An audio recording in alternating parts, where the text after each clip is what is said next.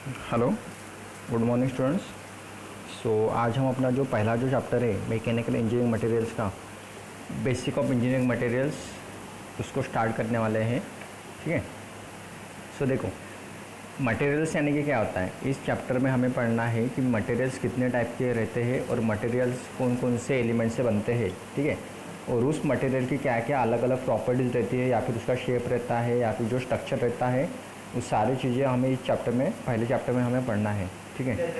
पहले जो इस चैप्टर में जो कंटेंट आने वाला है वो है what is mean by materials. ठीक है। क्योंकि अगर जो पहला जो चैप्टर है अपना बेसिक ऑफ इंजीनियरिंग मटेरियल्स, तो उसमें हमने बेसिक में पढ़ना है कि मटेरियल्स यानी कि क्या होता है। आपको पता होगा कि मटेरियल्स मतलब कैसा रहता है कि कौन सी भी चीज़ अगर हमें बनानी है, ठीक है, कौन सी भी चीज़ अगर बनाना है। यहाँ पे देखो, आपको यहाँ पे डायग्राम दिख रही होगी।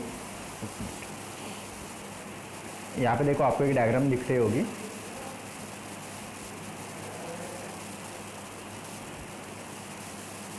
ठीक है। देखो, यहाँ पे एक डायग्राम है। यहाँ पे देखो, यहाँ पे पीसेस वगैरह रखे हुए हैं। यहाँ पे देखो टेबल्स वगैरह अरेंज किए हुए उन लोगों ने। तो ये सब चीज़ क्या है, एक ही सब्सटेंस है, यानी कि चीज़ें कुछ यहाँ पे रखी हुई है। तो इन सब्सटेंस को बनाने के लिए उनको कुछ ना कुछ मटेरियल्स लगा होगा। ठीक है। तो हमें इस चैप्टर में पढ़ना है कि मटेरियल यानी कि क्या होता है। क्योंकि कौन सी भी चीज़ अगर हमें बनानी होगी तो उसके लिए सबसे पहले हमें क्या लगता है, मटेरियल लगता है। विदाउट मटेरियल हम कौन सी भी चीज़ बना नहीं सकते। ठीक है। हमें सबसे पहले देखना है कि मटेरियल्स हैं कि क्या होता है। यहाँ पे देखो, मटेरियल्स की उसने एक डेफिनेशन बताई है कि substances out of which all things are made, यानी कि ऐसे सब्सटेंसेस जिससे हम चीज़ें बनाते हैं। ठीक है। ऐसे सब्सटेंसेस जिससे हम चीज़ें बनाते हैं, तो उसको हम क्या बोलेंगे, मटेरियल बोलेंगे।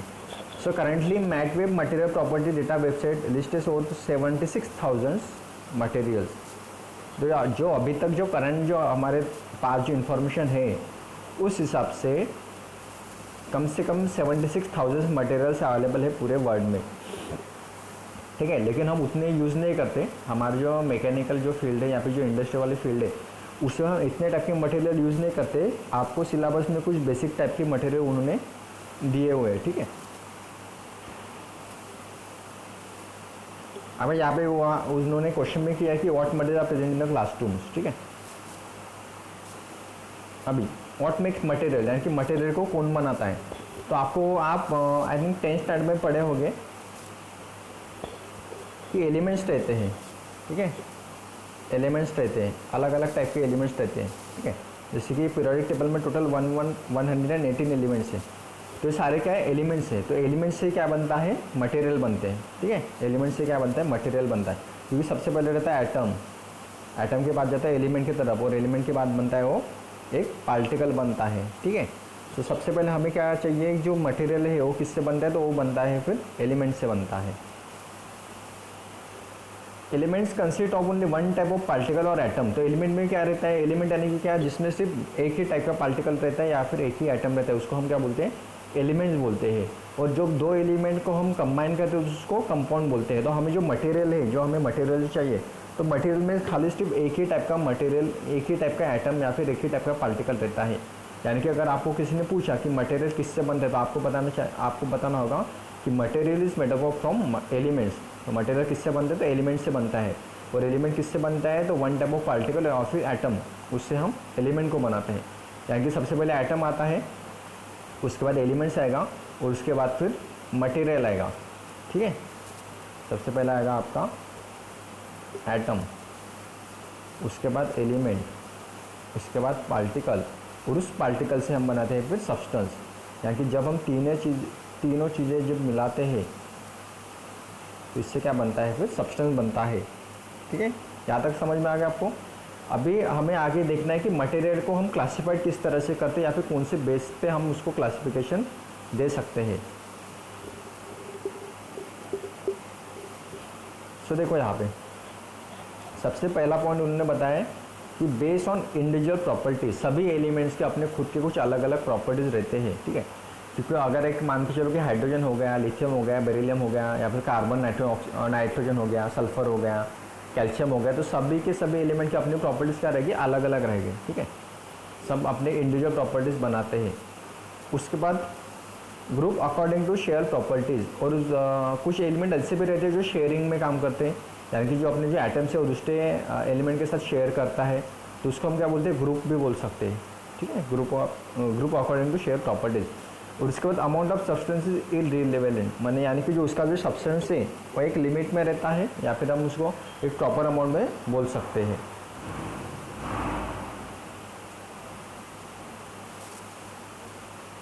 उसके बाद अभी टाइप्स ऑफ इंजीनियरिंग मटेरियल्स हम देखते हैं अभी कि इंजीनियरिंग मटेरियल्स के कौन कौन से टाइप रहते हैं। तो broadly engineering materials are classified as, engineering material को बेसिकली हम क्लासिफाइड करते हैं। सबसे पहला टाइप रहता है मेटल्स एंड अलॉयज। तो आपको मेटल्स पता होगा, ठीक है, मेटल्स आपने देखा भी होगा, जितने भी स्टील से या फिर आयरन से, उसको हम क्या बोलते हैं, मेटल्स बोलते हैं। एंड अलॉय यानी कि क्या, जहाँ पे दो मेटल्स एंड नॉन मेटल का जहाँ पे हम कॉम्बिनेशन करते हैं, या फिर कुछ अमाउंट में हम अदर एलिमेंट्स उसमें ऐड करते हैं उसकी प्रॉपर्टीज इंप्रूव करने के लिए, तो उसको हम क्या बोलते हैं, अलॉय। तो सबसे पहला क्लासिफिकेशन रहता है आपका मेटल्स एंड अलॉयज का। तो मेटल्स एंड अलॉयज में स्टील्स, कास्ट आयरन सभी आ जाएगा, ठीक है। उसके बाद सेकंड आता है पॉलीमर्स।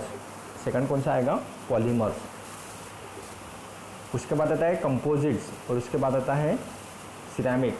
तो पॉलीमर्स में बेसिकली आपका क्या आएगा, जो प्लास्टिक है आपका, तो प्लास्टिक आता है पॉलीमर्स में, ठीक है। सो बेसिकली हमें सिलेबस में 3 टाइप के प्लास्टिक गिवन्स है, एक ही इलास्टोमर्स, थर्मोप्लास्टिक और थर्मोसेटिंग प्लास्टिक। उसके बाद आता है कंपोजिट। कंपोजिट यानी क्या कि जो दो मटेरियल को मिक्स करके हम बनाते हैं, जैसे concrete this is one of the example of composite. तो जो हम दो मिक्सचर को ऐड करके जिससे हम एक तीसरा मटेरियल बना रहे हैं, तो उसको हम क्या बोलते हैं, कंपोजिट बोलते हैं। उसके बाद सिरेमिक। तो सिरेमिक यानी कि क्या, जो टाइल्स हो गया, या फिर कप्स जो रहते हैं, टाइल्स रहते हैं, जो बाथरूम सैनिटरीज के लिए यूज़ करते हैं, ठीक है, तो सभी चीज़ें किससे बनते हैं, सिरेमिक से बनते हैं। तो बेसिकली आपको सिलेबस में 4 ही टाइप के मटेरियल्स है। सबसे पहला आएगा आपका मेटल्स, उसके बाद आएगा पॉलीमर्स, उसके बाद आएगा कंपोजिट, और उसके बाद आएगा सिरेमिक। अभी पॉलीमर्स का देखो, सबसे पहला टाइप आता है उसका थर्मोप्लास्टिक, उसके बाद आता है थर्मोसेटिंग पॉलीमर, और इसके बाद आता है इलास्टोमर्स। तो थर्मोप्लास्टिक यानी कि क्या, जो एक बार जो बन गया तो उसको हम फिर से हम उसको रिमोल्ड कर सकते हैं, यानी कि अगर कोई प्लास्टिक की चीज़ रहेगी तो हम उसको फिर से मेल्ट करके उससे फिर से एक नई चीज़ हम बना सकते हैं, उसको हम बोलते हैं थर्मोप्लास्टिक। उसका थर्मोसेटिंग पॉलीमर यानी कि क्या है कि जो एक बार जो बन गया तो फिर से उसका रीशेप हम नहीं कर सकते, जो बन गया सो बन गया, उसके यानी कि उसका रीशेप नहीं हो सकता, तो उसको हम बोलते हैं थर्मोसेटिंग पॉलीमर। और उसके बाद आता है इलास्टोमर्स। इलास्टोमर्स यानी कि क्या, अगर हम उसको अगर फोर्स देते हैं या फिर उसके ऊपर हम प्रेशर अप्लाई करते हैं, और जब हम उसका जो फोर्स और प्रेशर अगर रिमूव करते हैं तो वो वापस से अपने ओरिजिनल शेप में आ जाता है, तो उसको हम क्या बोलते हैं, इलास्टोमर्स, ठीक है।